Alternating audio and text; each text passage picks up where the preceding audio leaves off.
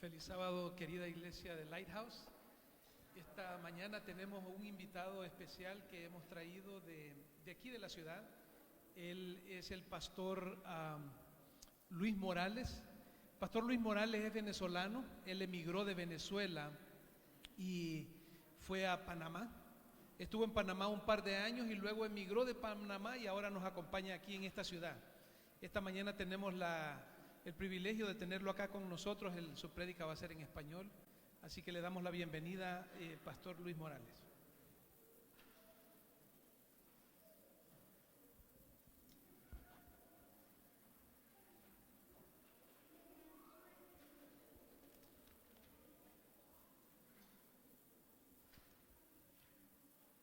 Muy buenos días, mis apreciados hermanos. Feliz sábado para todos. Me siento contento en esta mañana de estar con ustedes y poder compartir el estudio de la palabra de Dios en esta hermosa iglesia de Lighthouse. Muy bien, en esta mañana vamos a presentar un tema que se llama el mensaje de la Odisea. El mensaje de la Odisea que se encuentra en Apocalipsis capítulo 3.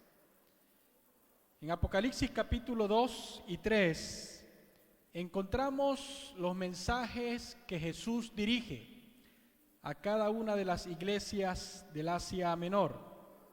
Y quisiera, a manera de introducción, explicarle algunas características interesantes del mensaje de las 7 iglesias. Estas 7 iglesias representan 7 períodos históricos de tiempo de la iglesia cristiana a través de la historia.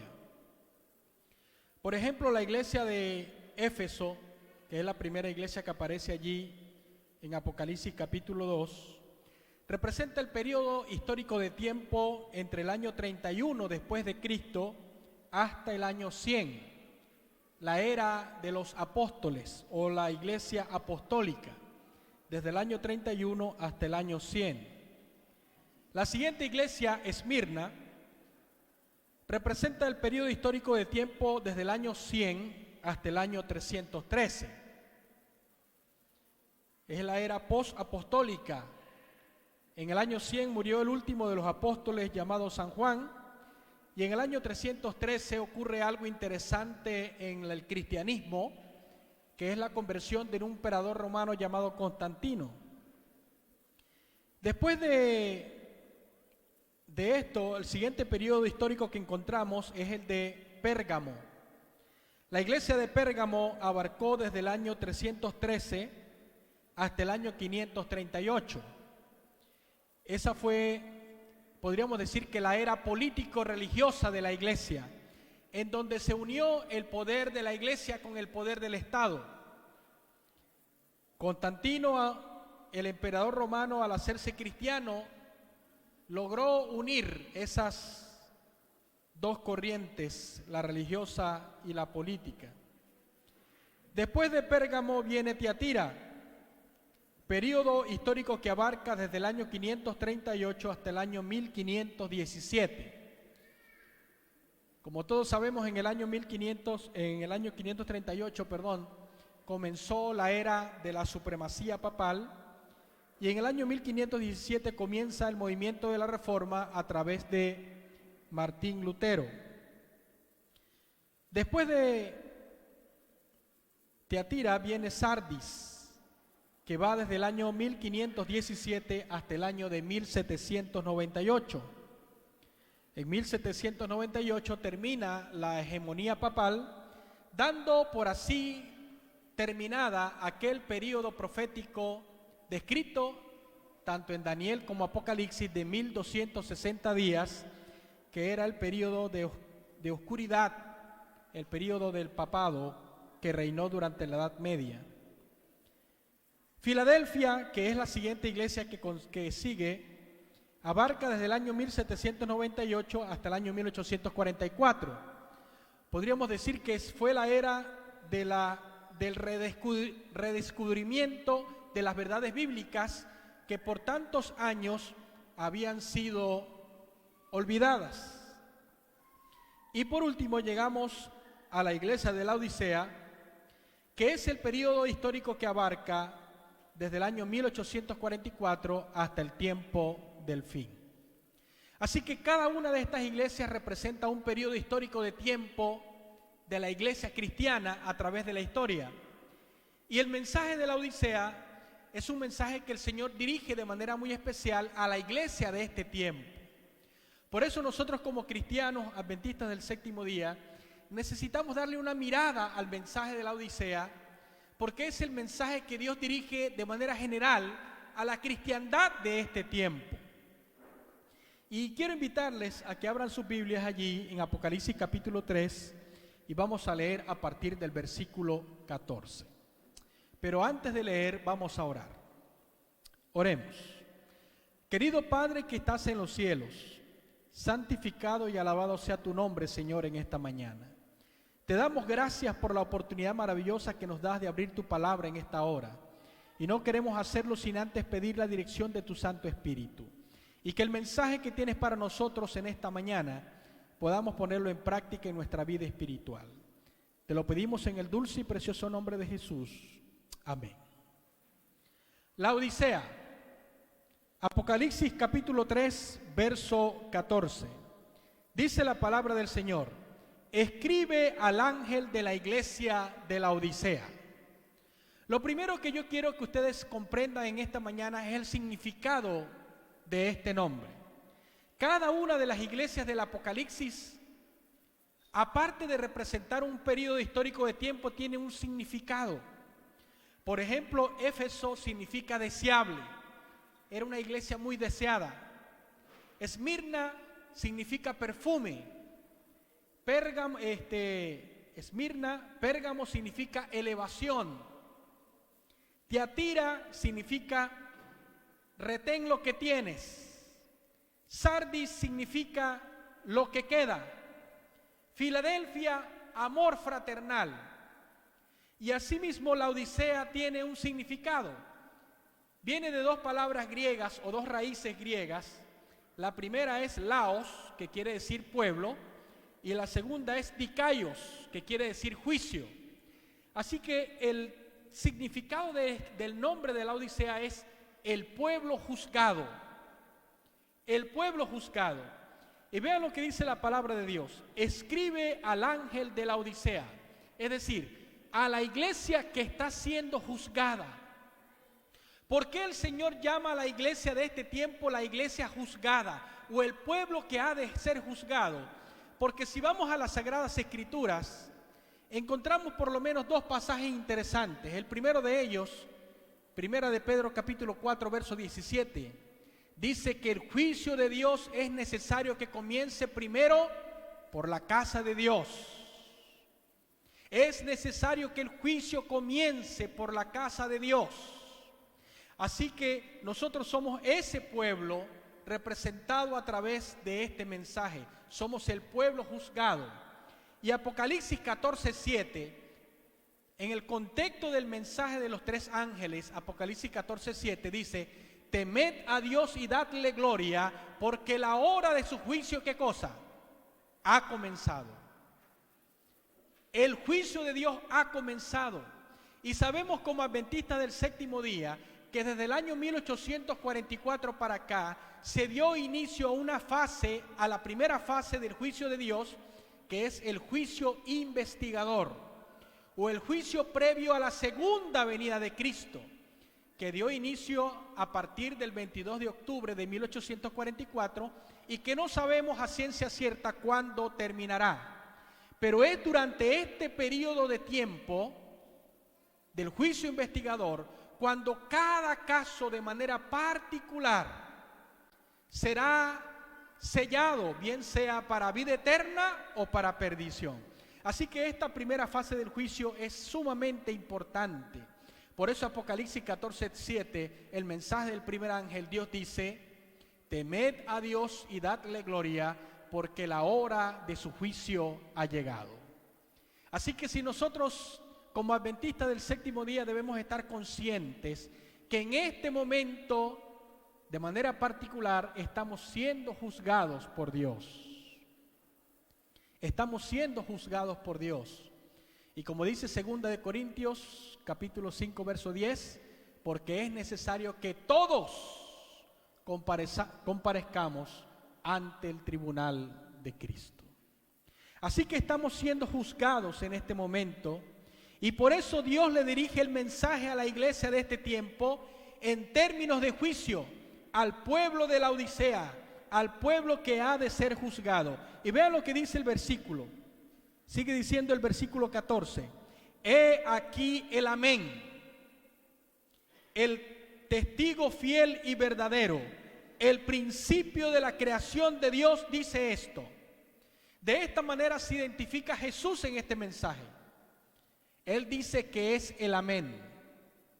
¿Y qué significa la palabra amén? ¿Qué significa? Así sea, ¿verdad? Así sea, así sea, así se haga, así sea, así se haga. El amén generalmente es la última palabra que nosotros decimos cuando terminamos nuestras oraciones. En el nombre de Jesús, amén. Cuando Jesús se presenta en el mensaje de la Odisea como el amén, ¿sabe qué significa? Que Él es el que lleva la última palabra. Él es el que lleva ¿qué? La última palabra.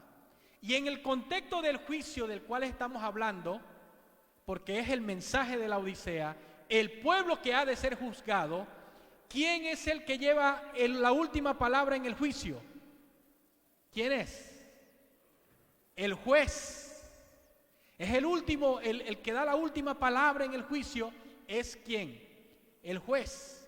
Así que cuando Jesús se presenta en la Odisea como el amén, se está presentando como el juez. Yo soy el juez. Yo soy el que los voy a juzgar. Y San Juan capítulo 5, verso 24, dice que el Padre a nadie juzga, sino que todo el juicio se lo ha dado ¿a quién? Al Hijo. Así que Jesús es nuestro juez. Y en el mensaje de la Odisea, Él se presenta como el amén, como el que lleva la última palabra, como el que está juzgando al pueblo. Yo soy el juez. Amén. Pero saben, mis queridos hermanos, en el mensaje de la Odisea Jesús no solamente se presenta como el juez, también se presenta como nuestro abogado. Amén. Es nuestro abogado, porque sigue diciendo el texto, he aquí el amén, el testigo fiel y verdadero. Él no solamente se presenta como el juez, sino también que se presenta como el abogado. Por eso Primera de Juan, capítulo 1, verso 9 dice, hijitos míos, estas cosas os escribo para que no pequéis. Pero si alguno comete pecado, abogado tenemos para con el Padre, ¿a quién? A Jesucristo el justo. ¿No decimos amén? Así que en este contexto de juicio, en el cual cada uno está siendo juzgado, no tendremos por qué temer. Porque a pesar de que Jesucristo es el juez, también es ¿qué? Nuestro abogado. Amén. Eso es una buena noticia. No tenemos que tenerle miedo al juez, porque el juez, a pesar de que nos juzga, a pesar de que el juez es el que tiene la última palabra, ese juez también es nuestro abogado y como abogado también nos defiende. Amén. Por eso dice San Juan, estas cosas os escribo para que no pequéis, pero si alguno comete pecado, abogado tenemos para con el Padre, a Jesucristo el justo.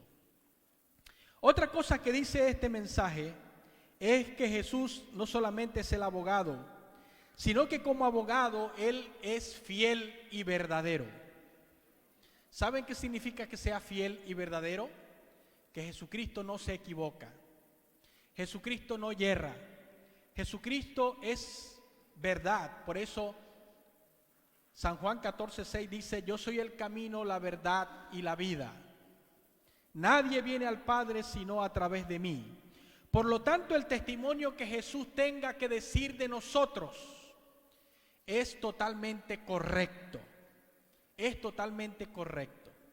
Y saben, pensando en esto, cuando Jesucristo fue juzgado por los seres humanos delante del tribunal de Pilato para poderle acusar tuvieron que llamar a 2 testigos falsos, eso dice la Biblia. Para poderle condenar, tuvieron que llamar 2 testigos falsos para poder acusarle y para poder condenarle. Mas sin embargo, Él no nos trata a nosotros de la misma manera como Él fue tratado, amén. Porque a pesar de que Él fue tratado injustamente y fue juzgado injustamente y fue condenado a través de testigos falsos, Él dice que en este juicio Él es el juez, pero también es el abogado, y es un abogado fiel y verdadero. Por lo tanto, su testimonio es absolutamente la verdad. Alabado sea el Señor por eso. Sigue diciendo la Escritura, versículo 15. Yo conozco tus obras, dice Jesús. Y noten que está hablando el testigo fiel y verdadero. Alguien que no yerra, alguien que no puede mentir, alguien que es fiel en su testimonio. Dice, yo conozco tus obras. Y aquí viene un diagnóstico. Aquí Jesús se presenta como el gran médico que va a presentar un diagnóstico de la espiritualidad de la iglesia de este tiempo. Y vean lo que Él dice en este mensaje. Yo conozco tus obras, que no eres frío ni caliente. Ojalá fuese frío o caliente, pero por cuanto eres tibio y no eres frío ni caliente, yo te vomitaré de mi boca. El primer diagnóstico que nos da aquí el gran médico de los médicos, Jesús, es que una de las características que tiene el cristianismo de este tiempo, de la iglesia de la Odisea, es que es un cristianismo tibio. ¿Es un cristianismo qué? Tibio. No es frío, ni es qué, ni es caliente. Está en la mitad. Ni se identifica plenamente con el mundo, ni se identifica plenamente con Dios. Está en término medio. Ni estoy con Dios, ni estoy con el diablo. Yo estoy aquí en la mitad. Ni por un lado, ni para el otro. Pero saben, mis queridos hermanos, hablando en términos espirituales, ese término medio, espiritualmente hablando, no existe. No existe un tercer nivel, por así decirlo, o un nivel intermedio. No existe. Ese nivel intermedio es una idea católica que hemos aprendido o que hemos escuchado desde pequeños, de que está el cielo, es el infierno, y en la mitad ¿qué está? El purgatorio, ¿verdad? En la mitad, ni arriba ni abajo, sino en la mitad. Ese término medio no existe en el plano espiritual de las Sagradas Escrituras. O estamos con Dios o estamos con el enemigo de Dios. Por eso Jesús dijo, el que no es conmigo, contra mí es, y el que no recoge, desparrama. Así que uno de los grandes problemas que tiene el cristianismo de este tiempo, según el mensaje de la Odisea, es que es un cristianismo tibio. Ni está completamente identificado con Dios, ni está completamente identificado con el mundo, sino que está en la mitad, jugando para los dos bandos.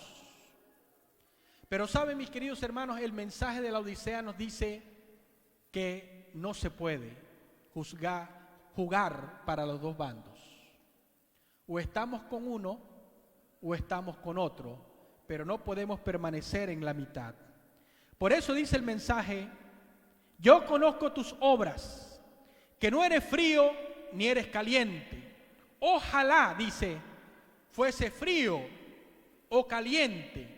Pero por cuanto eres tibio y no frío ni caliente, yo te vomitaré de mi boca.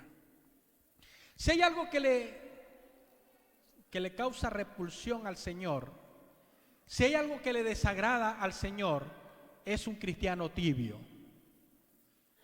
Por eso dice la Biblia ahí, yo te vomitaré de mi boca. Porque no hay algo que le produzca más asco al Señor, más náusea al Señor, que un cristianismo tibio. No podemos permanecer entre dos aguas.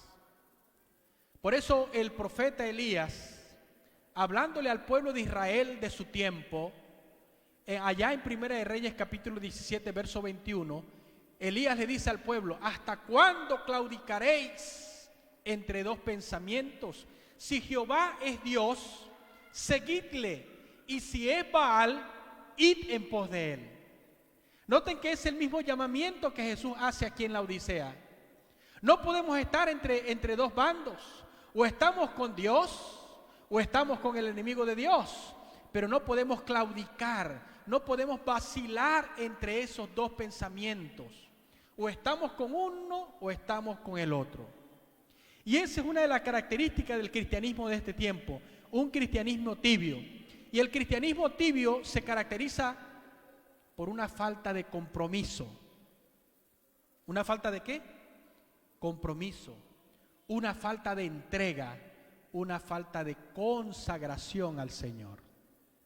Esa es la característica del cristianismo tibio o del cristiano tibio, una falta de compromiso, una falta de entrega, una falta de consagración.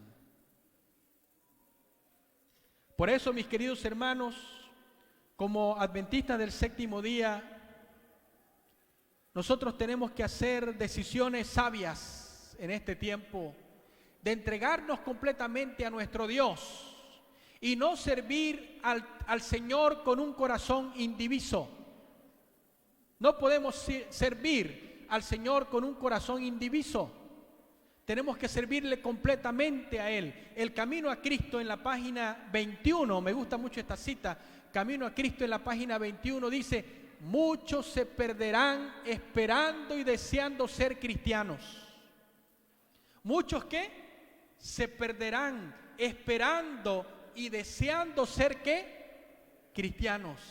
Pero ¿saben por qué se van a perder? Sencillamente dice allí ese libro que se van a perder porque no deciden entregarle completamente su voluntad al Señor. No deciden entregarle completamente su voluntad al Señor. Por eso nosotros como cristianos debemos decirle al Señor: Señor, toma, oh Dios, mi voluntad, como dice aquel himno adventista que hemos cantado muchas veces. Toma, oh Dios, mi voluntad y haz la tuya nada más. Tenemos que entregarle cada día nuestra voluntad al Señor para que Él haga su voluntad en cada uno de nosotros.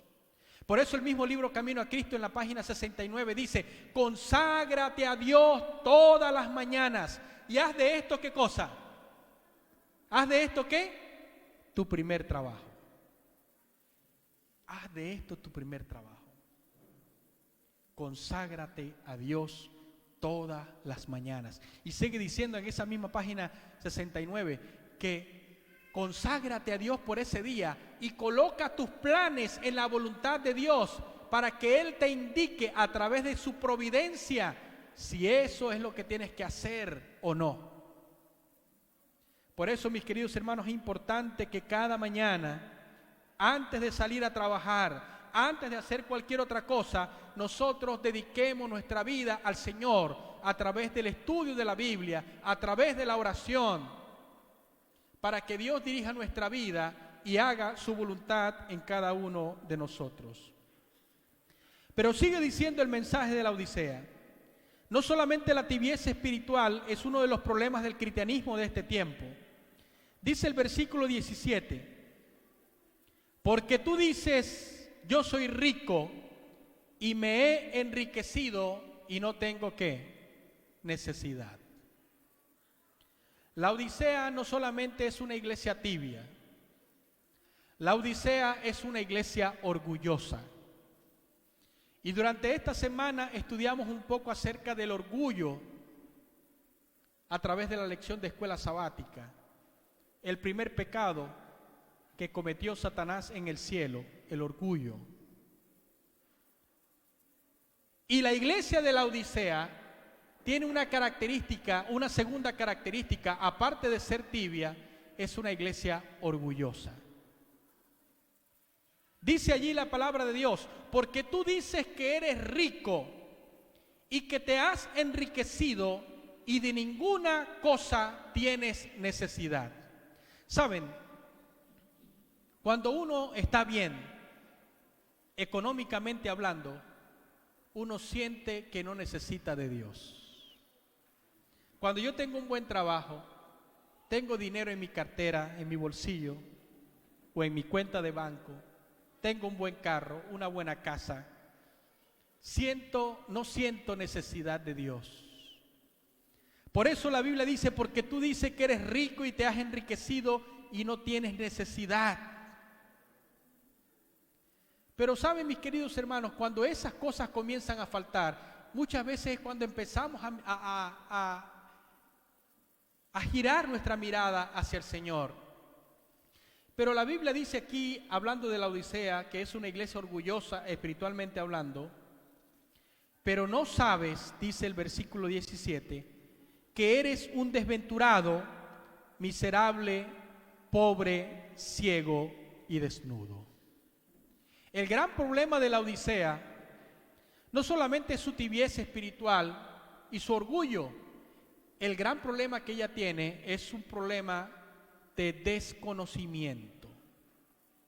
La Biblia dice, no sabes. No sabes. No sabes, dice. No sabes que eres un desventurado, miserable, pobre, ciego y desnudo. Y eso es precisamente, mis queridos hermanos, la condición espiritual en la cual cada uno de nosotros nos hallamos cuando nos apartamos de Dios, cuando nos alejamos de Él. Somos unos desventurados, miserables, pobres, ciegos y desnudos. Por eso el Señor nos hace un llamado a través del mensaje de la Odisea. Es un mensaje fuerte, es un mensaje duro. A muchos no les gusta escuchar el mensaje de la Odisea. De hecho, el Espíritu de Profecía dice que una de las causas del zarandeo en este tiempo es el rechazo al mensaje de la Odisea. Porque es un mensaje duro, enérgico, donde Dios prácticamente nos ala por las orejas para que nosotros entremos en razón. Pero muchas personas tratan de rechazar este mensaje y ¿saben qué? Se hacen de los oídos sordos. Y más adelante en este mismo mensaje vamos a leer que la iglesia de la Odisea, aparte de ser una iglesia tibia, aparte de ser una iglesia orgullosa, es una iglesia sorda. Pero vean lo que sigue diciendo el pasaje, versículo 18. El gran médico de los médicos, Cristo Jesús, no solamente presenta el diagnóstico de nuestra enfermedad espiritual, sino que también nos da una receta, nos da un récipe, nos da las instrucciones o las indicaciones para que nosotros salgamos de esta enfermedad espiritual. Dice el versículo 18, por lo tanto, yo te aconsejo, compra de mí oro refinado en fuego para que seas rico, y vestiduras blancas para vestirte y no se vea más la vergüenza de tu desnudez, y unge tus ojos con colirio para que veas. Allí el Señor nos da 3 ingredientes, 3 elementos importantes para nuestra sanidad espiritual. El primero, yo te aconsejo que compres de mí. El Señor dice, compra de mí, yo soy el gran proveedor. Compra de mí oro refinado en fuego. Pero saben, es interesante que el Señor es el único que vende sin dinero. El libro de Isaías dice que el Señor nos llama a nosotros a comprar sin plata. Es el único al que nosotros podemos comprarle sin dinero. ¿Por qué? Porque ya Él pagó el precio, amén. A través de su muerte, la muerte de Jesucristo en el Calvario, ya Él pagó el precio. Así que nosotros podemos ir al gran médico de los médicos y poder comprar de Él la receta sin pagar ni medio, porque ya Él pagó el precio, amén. Compra de mí, dice, primer ingrediente, oro refinado en fuego. ¿Y qué representa el oro refinado en fuego? Representa una fe. pero no una fe cualquiera, una fe que ha sido pulida a través de la prueba, a través del fuego de la prueba. Compra de mí oro refinado en fuego. Una fe que ha sido purificada a través del fuego de la prueba. Porque como les decía hace un momento, es muy fácil ser cristiano cuando yo tengo dinero en la cartera. Es muy fácil ser cristiano cuando yo voy a mi casa y abro el refrigerador y tengo comida en mi casa. Es muy fácil ser cristiano cuando tengo una buena casa, un buen vehículo y no me hace falta absolutamente nada. Pero cuando todas estas cosas comienzan a faltar, es allí donde verdaderamente se prueba la fe del cristiano. Cuando nos comienza a faltar. ¿Ustedes recuerdan la historia de Job?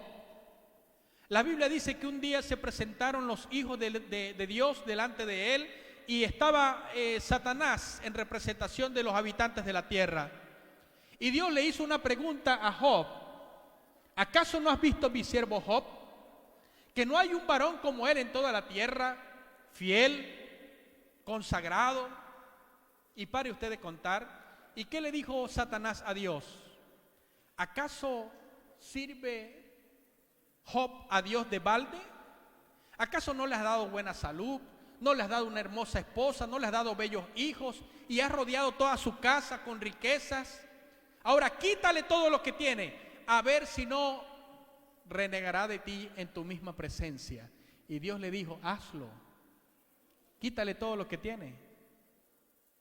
Quítale. Y fue y Satanás y le quitó a Job todo lo que tenía.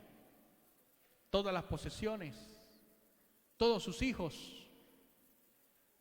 Lo perdió todo, absolutamente todo en un mismo día. ¿Y saben qué hizo Job? La Biblia dice que Job, postrado en tierra, dijo, Jehová dio, Jehová quitó, sea el nombre de Jehová Dios bendito. En todo eso, dice la Biblia, Job no pecó. Mis queridos hermanos, es fácil ser cristiano cuando tenemos comodidades, pero cuando comienza a faltar, es allí donde se prueba verdaderamente nuestra fe. Por eso el Señor nos dice, compra de mí oro refinado en fuego, pero no una fe cualquiera, una fe que haya sido refinada a través del fuego de la prueba, que a pesar de la adversidad, a pesar de los problemas, a pesar de las circunstancias que puedan rodearnos, podamos permanecer fieles al Señor. Amén. La segunda cosa que el Señor nos pide que compremos de Él es vestiduras blancas. Para vestirte, dice allí, para que no se vea más la vergüenza de tu desnudez. Las vestiduras blancas, mis queridos hermanos, representan en las Sagradas Escrituras la justicia de Cristo, que nos cubre desde la cabeza hasta la planta de nuestros pies. Esa justicia de Cristo, podríamos decir en esta mañana que está representada a través de nuestro carácter. Nuestro carácter. Esa única posesión, por así decirlo, que vamos a llevar para el cielo. No nos vamos a llevar las casas, ni los carros, ni la cuenta bancaria, ni el dinero. Lo único que vamos a llevar al cielo va a ser nuestro carácter. Por eso es importante que nuestro carácter cada día sea semejante al de Jesús. Un carácter semejante al de Jesús. Y eso es lo que el Señor desea reproducir en cada uno de nosotros. Ustedes recuerdan esa cita de San Juan capítulo 14 versículo 1 al 3. Yo sé que muchos de ustedes se la saben de memoria. Jesús le dijo a sus discípulos, no se turbe vuestro corazón. ¿Qué más? Creed en Dios, creed también en mí. En la casa de mi Padre, ¿qué? Muchas moradas hay. Si así no fuera, yo os hubiera dicho, voy pues a preparar lugar para vosotros. Y si me fuere posible y os preparare lugar, vendré otra vez. ¿Y qué más dice la cita? Y os tomaré a mí mismo para que donde yo estoy, vosotros también ¿qué? Estéis. San Juan 14, 1 al 3, no solamente es una promesa maravillosa de la segunda venida de Cristo, sino que es una promesa que involucra de parte de nosotros una transformación del carácter a la semejanza de Jesús. Porque es en ese pasaje donde Jesús dice: vendré otra vez y os tomaré a mí mismo. ¿Cómo Jesús se va a tomar a sí mismo cuando Él venga por segunda vez? Porque Él espera que cuando venga por segunda vez pueda encontrar en cada uno de nosotros su carácter reflejado. Amén. Y la sierva del Señor, en el deseo de toda la gente, en la página 621, hablando de ese capítulo, no se turbe vuestro corazón, el deseo de toda la gente, dice que mientras Jesús está preparando o está edificando mansiones para nosotros en el cielo, Él espera que nosotros en esta tierra edifiquemos un carácter a su semejanza. Amén. Mientras Él edifica mansiones allá en el cielo para nosotros, Él espera que nosotros edifiquemos en esta tierra un carácter a su imagen y semejanza. De esa manera se cumplirá esa palabra de Jesús, que cuando Él venga se tomará a sí mismo en cada uno de nosotros. Así que nosotros tenemos que pedirle al Señor que cambie nuestro carácter. Señor, cambia mi carácter. Yo no concibo esas expresiones que algunos hermanos de la iglesia tienen. Yo sé que en esta iglesia no los hay, pero los he visto y los he conocido, que dicen: es que yo soy así, es que este es mi carácter y me tienen que aceptar así como soy. No, mis queridos hermanos, nuestro carácter cada día debe estar sometido a la voluntad de Dios, para que a través de la influencia de su Espíritu Santo pueda ser transformado, así como lo fueron transformados Jacobo y Juan, que anteriormente se llamaban o se conocían como los hijos del trueno, pero después, con los años, a través del poder del Espíritu Santo, Juan fue conocido como el discípulo del amor. Amén. Transformación del carácter a través del Espíritu Santo. Esa es la segunda cosa que el Señor nos pide en el mensaje de la Odisea.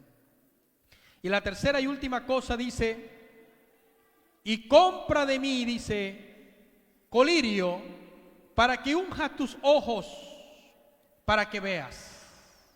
El colirio espiritual.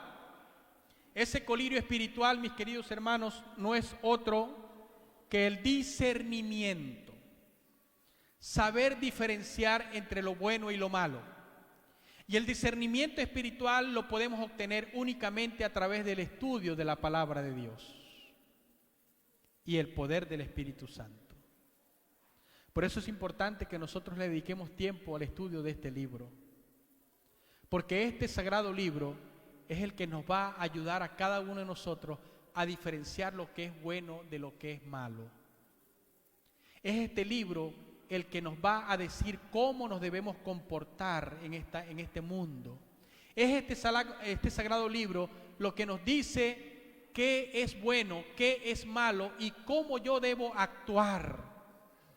Recuerdo una anécdota hace mucho tiempo atrás. Estaba yo en una campaña evangelística allá en Venezuela, en mi país, y una joven me preguntó: pastor, ¿y en su iglesia qué prohíben? Y yo le dije: mira, en mi iglesia no prohíben nada. Y ella se quedó asombrada mirándome y me preguntó: o sea, ¿que en su iglesia se permite bailar? Yo le dije: no. ¿En su iglesia se permite beber? Y yo le dije: tampoco. ¿Tampoco se puede fumar? Nada. Y entonces ella me dijo: pastor, no entiendo, usted me dice que en su iglesia no prohíben nada y usted me dice que no se puede beber, no se puede fumar, no se puede bailar. Y yo le dije: porque no es la iglesia la que te lo prohíbe, es la Biblia, la palabra de Dios. Yo no hago lo que la iglesia dice, yo no hago lo que el pastor dice, yo hago lo que Dios dice a través de su palabra.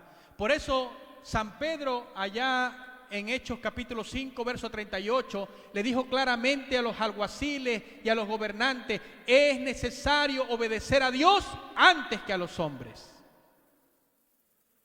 Yo hago lo que hago porque la palabra de Dios lo dice.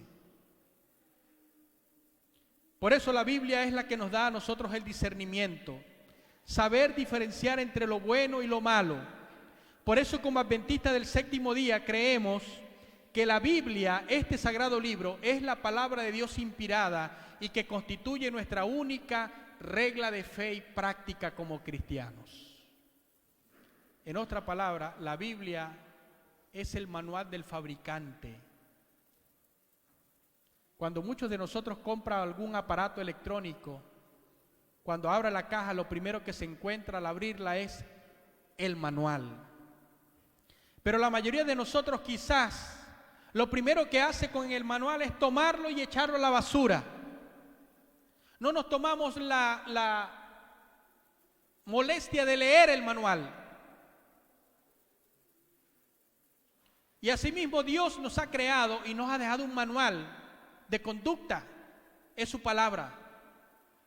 Pero mucha gente no estudia la Biblia, sino que hace lo que bien le parece, y por eso es que el mundo está como está. Así que el tercer y último ingrediente que Dios nos da en este mensaje de la Odisea, aparte de una fe refinada en el fuego de la prueba, aparte de las vestiduras blancas que representan el carácter de Jesucristo, es el colirio espiritual que se da a través del estudio de la palabra de Dios. Dice el Señor, versículo 19, yo reprendo y castigo a los que amo, por lo tanto sé celoso y arrepiéntete. Y vean lo que dice el verso 20. He aquí yo estoy a la puerta y llamo. He aquí yo estoy a la puerta y ¿qué? Y llamo. Si alguno oye mi voz y abre la puerta, entraré a él, cenaré con él y él cenará conmigo. Este es uno de los versículos más hermosos de la Biblia. Apocalipsis 3:20. He aquí yo estoy a la puerta y llamo. Si alguno oye mi voz y abre la puerta, yo entraré a él, cenaré con él y él cenará conmigo. A pesar de ser uno de los versículos más bonitos, es uno de los versículos más tristes. ¿Por qué, pastor? Porque dice que la iglesia de la Odisea, aparte de ser una iglesia tibia, aparte de ser una iglesia orgullosa, es una iglesia sorda. ¿Por qué, pastor? Porque dice que Jesucristo está ¿en dónde? En la puerta. Y esa puerta tiene una característica interesante, no tiene cerrojo por fuera, solamente se puede abrir desde adentro. Y la Biblia dice, he aquí yo estoy a la puerta y llamo. La expresión en el original griego dice que es una acción constante de parte de Jesús. A cada momento, a cada hora, todos los días de nuestra vida. He aquí yo estoy a la puerta y llamo. Si alguno oye mi voz, y ahí está el gran problema de la Odisea, es una iglesia ¿qué? Sorda. No está escuchando el llamado de Jesús. No está escuchando el toque de esa puerta constante de parte del Maestro. Todos los días, a cada momento, he aquí yo estoy a la puerta y llamo. Si alguno oye mi voz, si alguno, vean, si alguno oye mi voz y abre la puerta, ¿qué dice? Yo entraré a él, cenaré con él y él cenará conmigo. Mis queridos hermanos, cuando estudiamos el conjunto de las iglesias del Apocalipsis, encontramos que Jesús comienza su mensaje en la iglesia de Éfeso paseándose por en medio de la iglesia, en medio de los 7 candeleros, dice, en la iglesia de Éfeso. Pero termina en la Odisea. ¿Sabe cómo termina Jesús en la Odisea? Termina afuera de la iglesia. Es decir, a través de los años hemos creado o se ha formado una iglesia cristiana sin Cristo. Y por eso Él dice en la Odisea, yo estoy a la puerta y llamo. Si alguno oye mi voz y abre la puerta, yo entraré a él, cenaré con él y él cenará conmigo. Yo quisiera preguntar en esta mañana, ¿cuántos les gustaría abrirle la puerta de su corazón, de su hogar, a Jesús, y decirle a Jesús en esta mañana: Señor, quiero escuchar tu voz y quiero permitirte entrar en mi vida y en mi corazón. ¿Cuántos así lo desean? Alabado sea el Señor. Vamos a orar.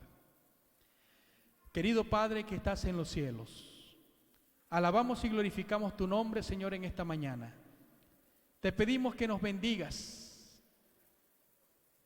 Te pedimos, Señor, que nos ayudes a abrir la puerta de nuestro corazón y que tú puedas entrar en él y puedas habitar allí para siempre. Padre, danos una fe que sea fortalecida a través de la prueba.